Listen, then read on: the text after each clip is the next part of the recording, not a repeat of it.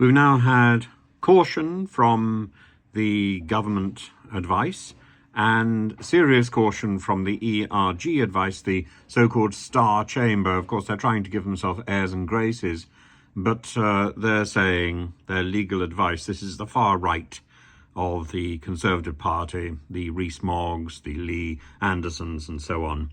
And they're saying that Sunak's Rwanda bill gives a partial and incomplete solution that doesn't go far enough to deliver the policy as intended. And but they don't say whether or not they're all going to vote against the bill on Tuesday. So Bill Cash says that very significant amendments are needed to the legislation, and there will be another meeting this evening, and we'll see what happens next. You don't always announce what you're going to do before the bell starts ringing, they say, and they're going to they're going to be met with further legal advice from the government. And I suppose there'll be every effort to persuade people, but I think the likelihood is this is going to end up in a mess, and Rishi Sunak will then be forced to move from a legal problem to a political problem. And what's his next move?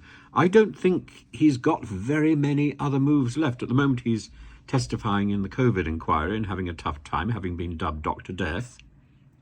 And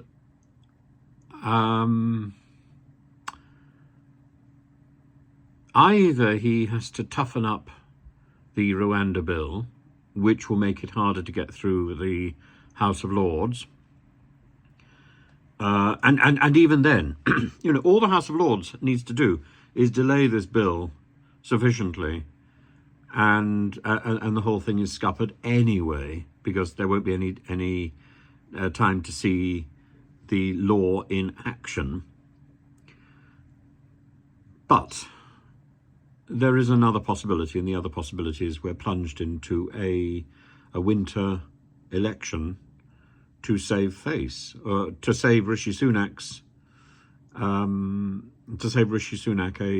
another leadership election, and possibly to, in Rishi Sunak's case, to make a last-bid attempt to save the Conservative Party, which under his administration is creaking at the seams to the point where I personally don't think it can survive into the next decade.